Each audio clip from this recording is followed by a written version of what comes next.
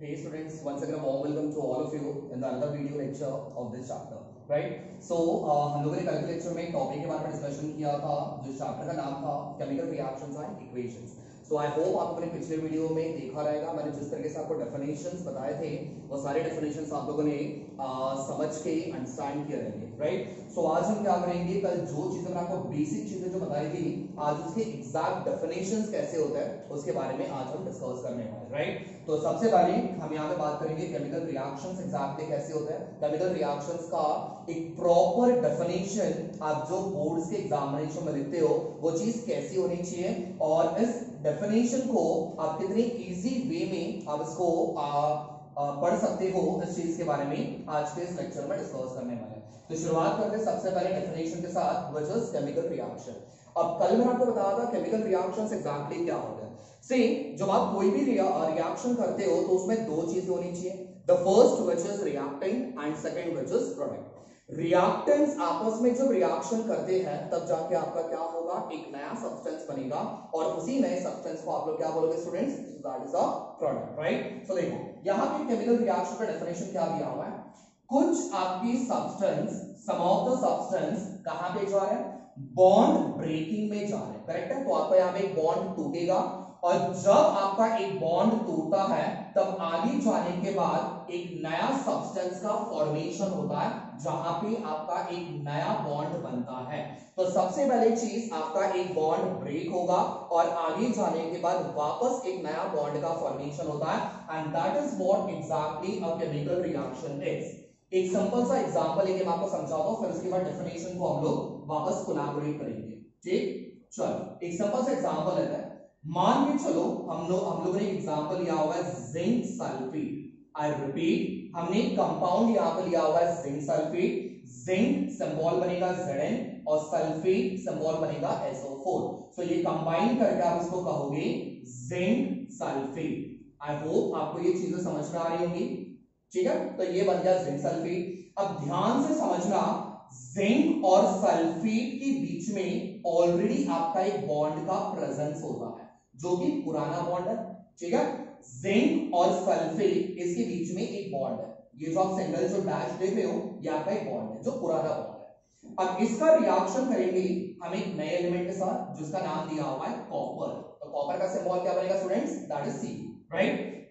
सो ये बन जाएगा कॉपर।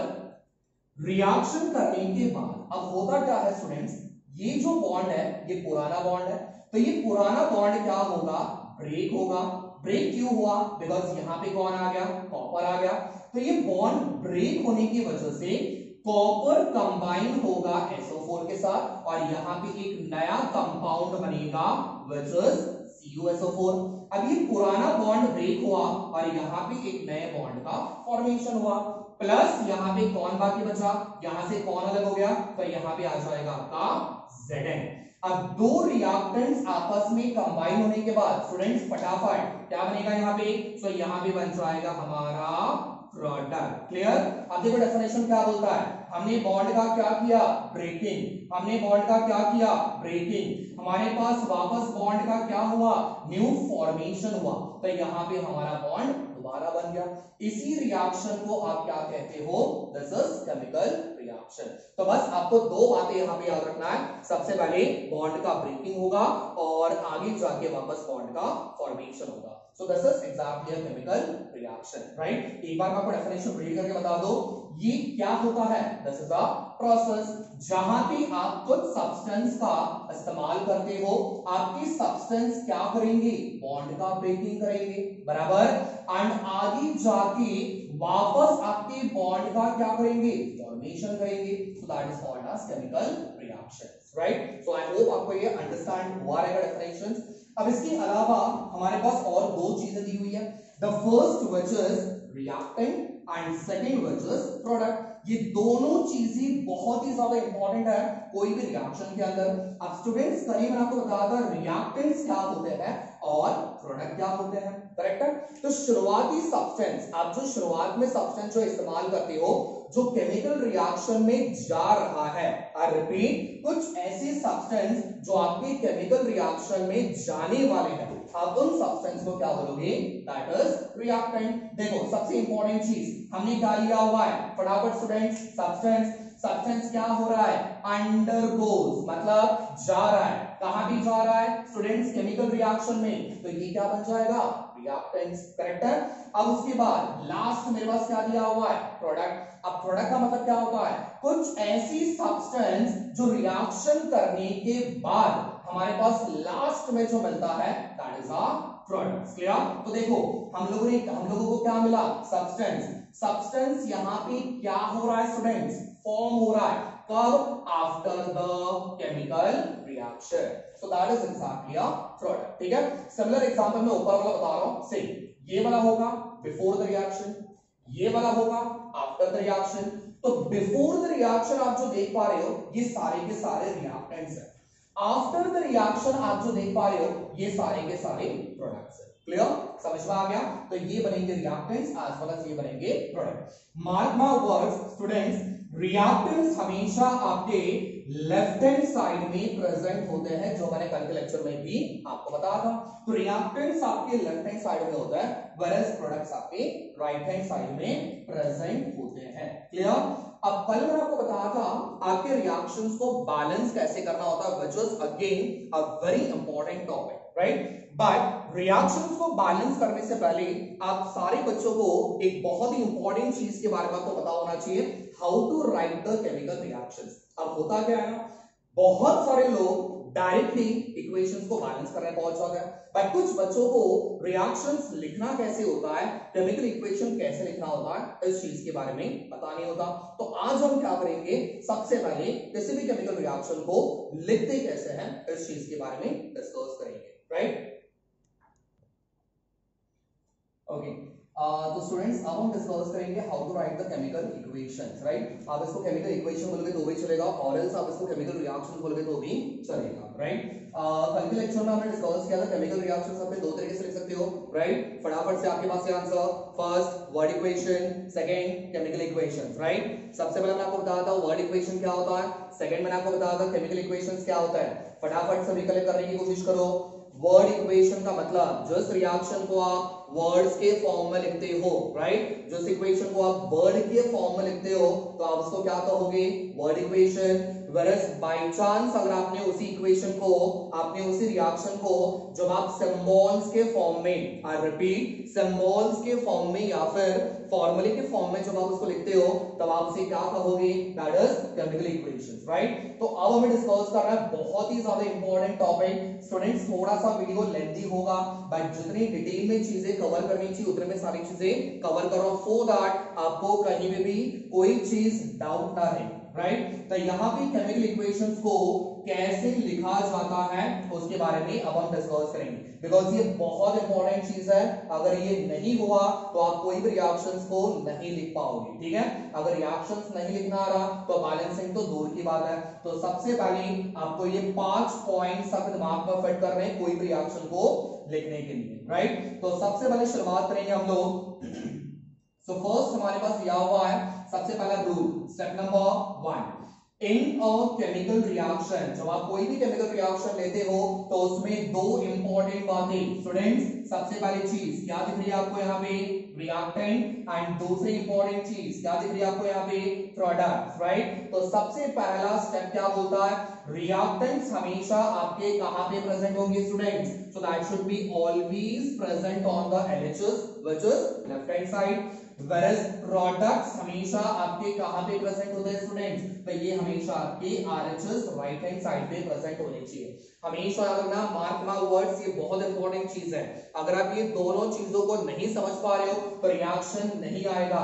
एक होता है रिएक्टेंट, एक होता है प्रोडक्ट। रिएक्टेंट हमेशा लेफ्ट हैंड साइड, प्रोडक्ट हमेशा राइट हैंड साइड। अब इसी चीज को मैं कंपेयर कर रहा हूं नीचे दिए हुए रिएक्शन के साथ, तो सारे स्टूडेंट्स ने यहाँ पे ध्यान देना है। फटाफट से पहले वाले स्टेप को हम यहाँ पे कंपेयर करके देखते हैं, ठीक है।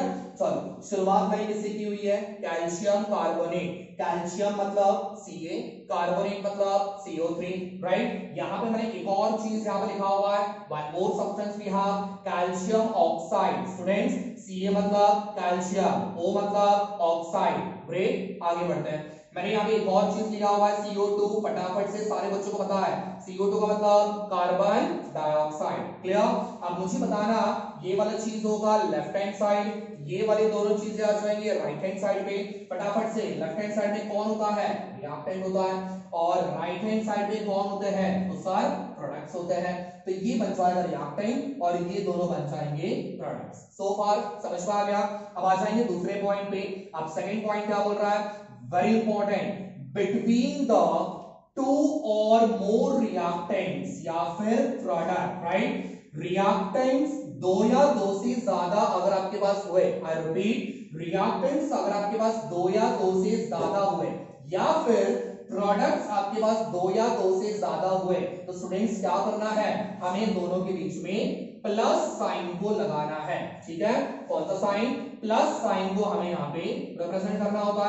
चलो फटाफट से मुझे बताओ, यहाँ पे हमारे पास रिएक्टेंट कितना है? सर एक रिएक्टेंट है, तो यहाँ पे प्लस वाला सिंबल लगाना नहीं है। क्यों? मैंने क्या बोला हुआ है? सर हमारे पास कितनी चीज होनी चाहिए? दो या दो से ज्यादा। अब बात करेंगे राइट हैंड साइड पे। जरा ध्यान से देखना, यहाँ पे मेरे पास एक प्रोडक्ट है और यहाँ पे मेरे पास दूसरा प्रोडक्ट है। So we have two products, right? So दोनों प्रोडक्ट्स के बीच में फटाफट से कौन सा सिंबल? तो प्लस वाला सिंबल आ गया। ठीक है? तो यहाँ पे कंप्लीट होता है आपका रूल नंबर 2, राइट? फटाफट से रूल नंबर 3 पे जाएंगे। अब रूल नंबर 3 क्या बोल रहा है? वापस सेम चीज, बिटवीन, बट इस बार किसके बीच में? फटाफट से, सबसे पहले रिएक्टेंट, दूसरा product. Clear? Reactant and product. Student इस बार क्या बोला हुआ है? रिएक्टेंट एंड प्रोडक्ट के बीच में आपका क्या प्रेजेंट होना चाहिए? बहुत इंपॉर्टेंट चीज है, व्हिच इज एरो। क्लियर? और इस एरो को ये वाले सिंबल से आपको रिप्रेजेंट करना है। फटाफट से यहाँ पे आएंगे,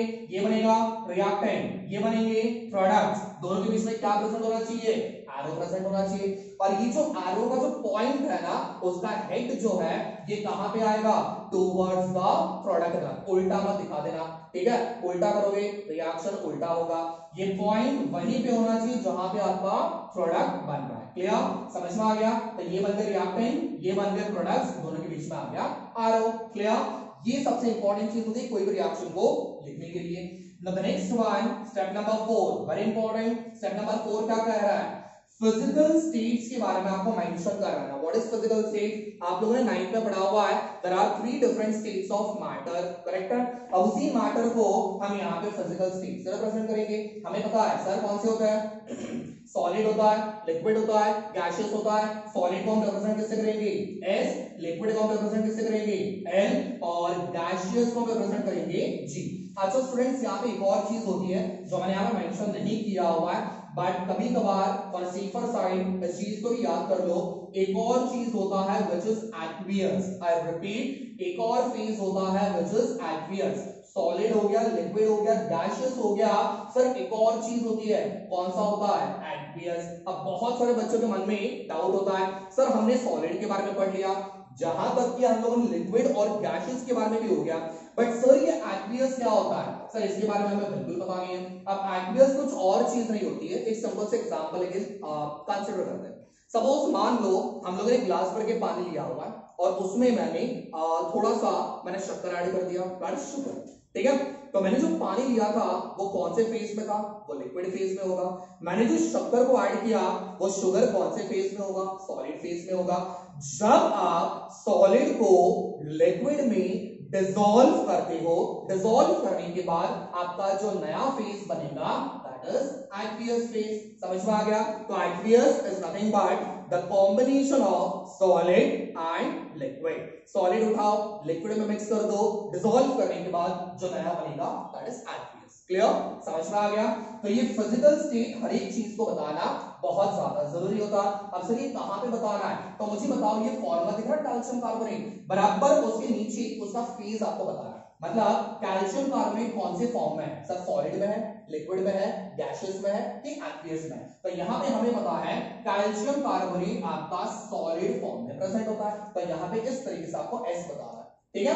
अब इसके बाद मेरे पास यहाँ दिया हुआ है कैल्शियम ऑक्साइड। तो कैल्शियम ऑक्साइड भी सर सॉलिड वाले फॉर्म में प्रेजेंट होता है। Very good. अब लास्ट हमारे पास दिया हुआ है कार्बन डाइऑक्साइड। कार्बन डाइऑक्साइड सारे बच्चों को पता है, हम अंदर क्या लेते हैं? ऑक्सीजन। कैसा होता है? गैसियस फॉर्म में होता है। हम बाहर क्या निकालते हैं, कार्बन डाइऑक्साइड, कैसा होता है, गैसियस कंडीशन में होता है। तो यहाँ पे भी आ जाएगा आपका गैसियस फेज, करेक्ट है। ये बन गया हमारा फोर्थ पॉइंट।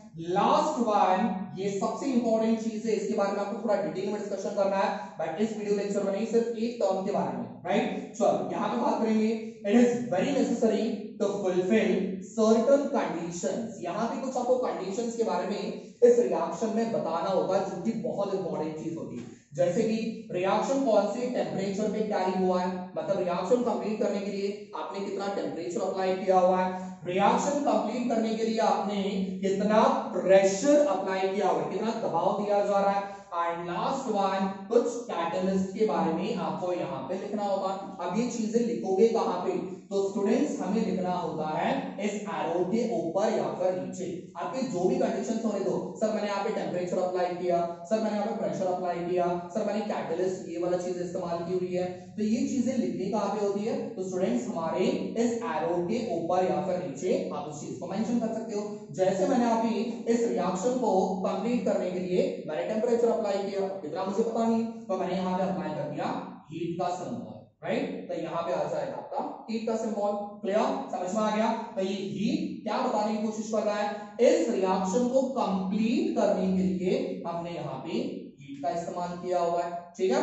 तो ये कुछ रूल्स है जिसको फॉलो करके आप कोई भी रिएक्शंस को फटाफट से लिख सकते हो, राइट। तो ये 5 रूल्स आपको फटाफट से याद करना है और इसी के बेसिस पे आपके कुछ इक्वेशंस आप सॉल्व करोगे। अब ये तो एग्जांपल मैंने सॉल्व करवा के दिया हुआ है, अब ऐसे ही कुछ रिएक्शंस मैं आपको देने वाला हूं जो कि आप लोगों ने इस रूल्स के बेसिस पे what you have to do is you have to complete the given equations, right.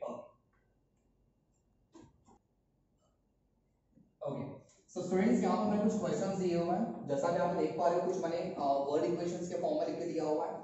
ये सारे जितने भी इक्वेशंस आप देख पा रहे हो, ये सारे वर्ड इक्वेशन है। Now what you have to do is ये वर्ड इक्वेशन को आपको केमिकल इक्वेशन के फॉर्म में आपको लिखना है। बैलेंसिंग नहीं भी आ रहा तो भी चलेगा, बैलेंसिंग करने के लिए जाओ मत, बिकॉज इसके अगले लेक्चर में हम बैलेंसिंग कैसे करते हैं कोई भी रिएक्शन को उस चीज के बारे में समझने वाले हैं, ठीक है। तो अगला लेक्चर जो रहेगा वो बहुत ही ज्यादा इंपॉर्टेंट है, बिकॉज अभी भी बहुत सारे बच्चों को केमिकल रिएक्शंस को बैलेंस करना बिल्कुल नहीं आता।